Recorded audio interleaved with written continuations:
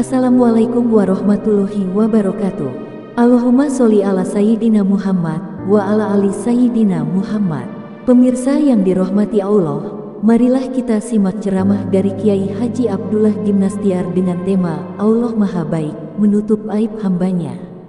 Sebelumnya marilah kita perbanyak sholawat minimal 1000 kali sehari, agar hidup kita penuh barokah dan mendapatkan syafaat kelak. Selamat menyaksikan. Allah tutup-tutupi terus kekurangan kita, kesalahan kita, aib kita, dan kebaikan kita yang sedikit dibuka oleh Allah, sehingga orang lain menyangkanya kita orang baik. Orang lain menyangka kita ini orang soleh, padahal Allah tahu persis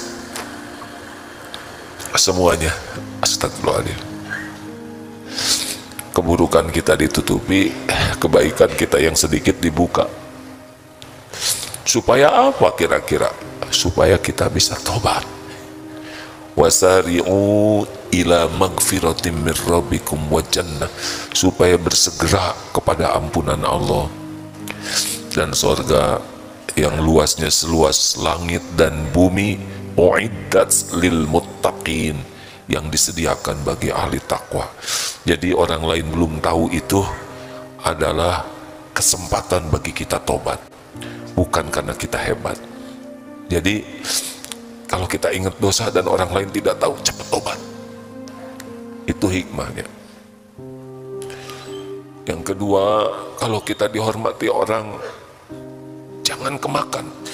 Kalau orang lain hormat ke kita, orang lain kagum ke kita, orang lain memuji kita, orang lain mengagumi kita, ingat apa yang Allah tutupi. Ingat apa yang Allah tutupi. Insya Allah kita tidak akan termakan oleh pujian, kekaguman orang. Orang menghormati kita, tutup dari Allah yang dihormati itu.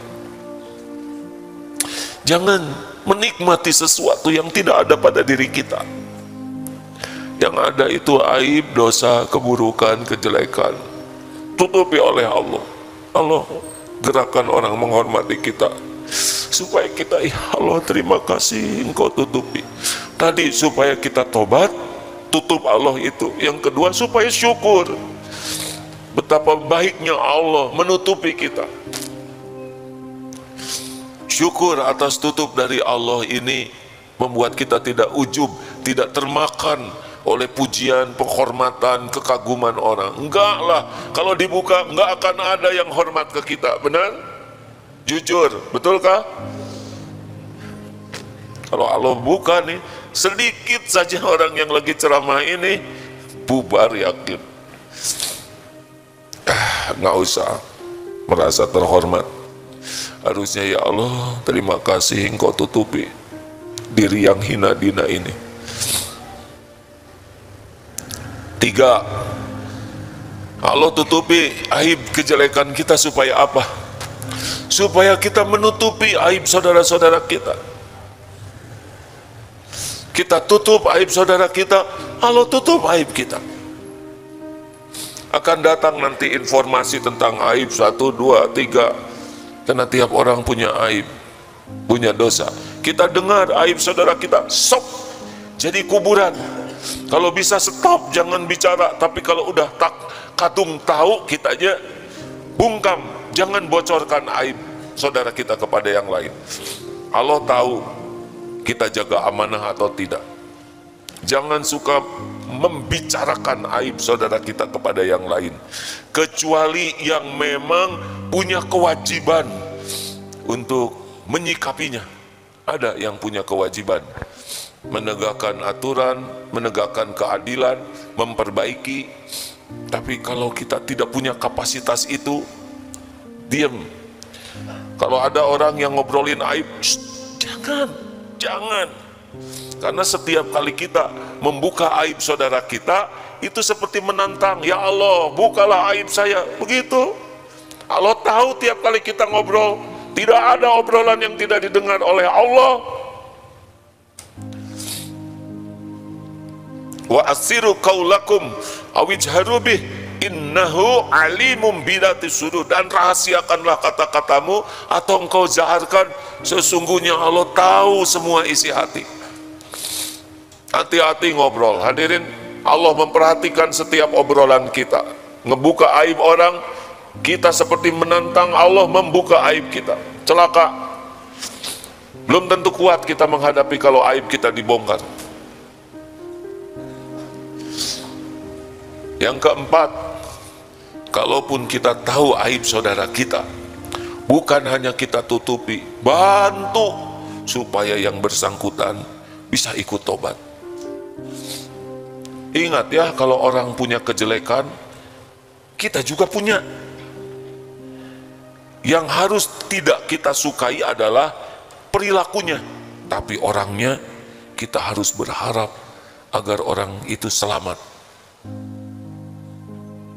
Jangan puas melihat orang lain hidupnya hancur. Bukankah Rasulullah dulu sendirian Islamnya, benar? Apa yang beliau lakukan? Beliau menginginkan orang-orang yang belum dapat hidayah, dapat hidayah. Beliau menginginkan orang yang lupa ke Allah jadi ingat. Orang yang tergelincir jadi tobat. Rasulullah itu menginginkan kebahagiaan, keselamatan, keimanan. Dan itu yang beliau lakukan. Dan itu yang harus kita tiru. Bukan menginginkan kehancuran bagi orang. Makanya kalau kita tahu aib seseorang, apa yang bisa kita lakukan? Minimal doa. Ya Allah, selamatkan saudaraku ini.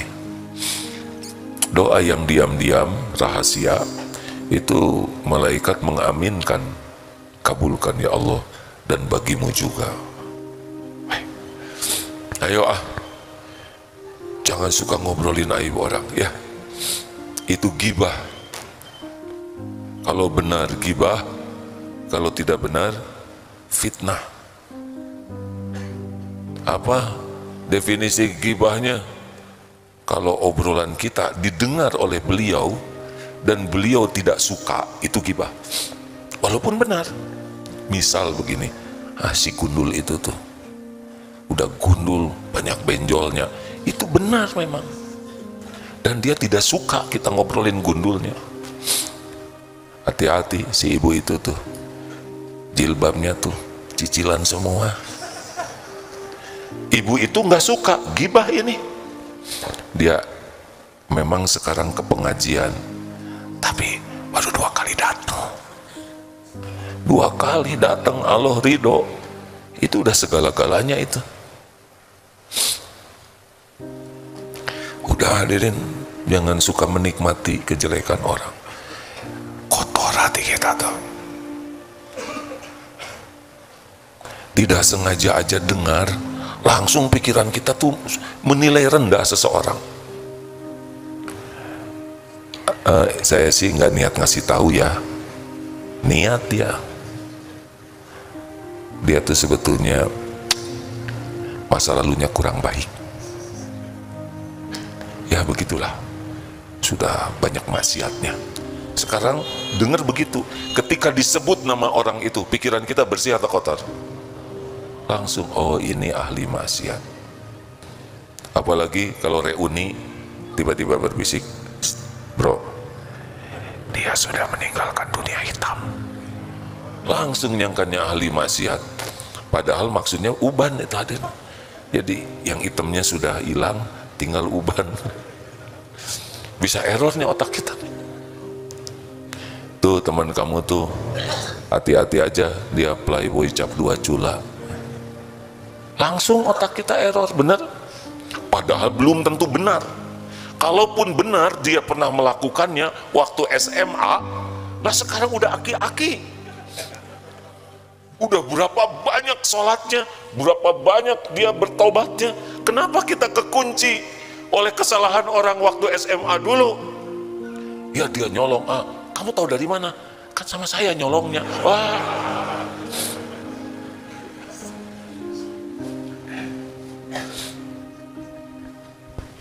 Dah, jangan ngobrol-ngobrol yang nggak bagus ya. Saya kalau boleh milih ya Pak, yang ngobrol sama saya tuh pengennya yang enak-enak aja lah. Alhamdulillah orang itu baik sekali, dia dermawan, enak. apalagi yang itu tuh luar biasa, ahli tahajud. Yang ini nih pemaaf tulen, aduh enak, ya udah pelit. Wajahnya udah menyesuaikan dengan kata-kata. Bu, jangan ngomong-ngomong ya sama dia, sebab saya udah janji nggak akan ngomongin ibu gitu. Hei, gibah itu udah menjadi kebiasaan sebagian besar umat kita, merasa enteng. Jangan suka menikmati kekurangan kesalahan saudara kita. Kalaupun sudah keburu dengar, tutup husnuzon, mungkin sudah berubah, mungkin sudah diampuni oleh Allah, mungkin kebaikannya lebih banyak. Jangan-jangan dosa itu yang membuat beliau taubat nasuha dan beliau jadi dicintai Allah. Innallaha yuhibbut tawwabin wa yuhibbul mutatahhirin. Sesungguhnya Allah mencintai, sangat cinta kepada orang yang taubat dan mensucikan diri. Siapa tahu dosa itulah yang mengantarkan. Berapa banyak yang gara-gara dosanya jadi dekat dengan Allah. Benar? Benarkah hadirin? Husnuzon saja supaya hati kita tetap baik. Orang itu ngomongin loh. Jangan ngomongin, ini bukan apa-apa, ini penting loh. Di depan memang dia baik, di belakang sana. Kalau mau ngomongin orang sudah sama tembok aja. Kalau dia ngotot, husnuzon, jangan begitu. Siapa tahu salah dengar. Oh enggak salah dengar. Ini asli. Saya dengar dengan, ya mungkin dia waktu ngomong itu lagi emosi. Enggak emosi. Dia lagi santai kok ngomongnya begini. Mungkin udah robah, belum robah. Kan barusan. Ini namanya kompor sejati. Ini ada kompor gas ini. Bisa kebakar kita punya teman kayak gitu. Rugi, gak ada untungnya.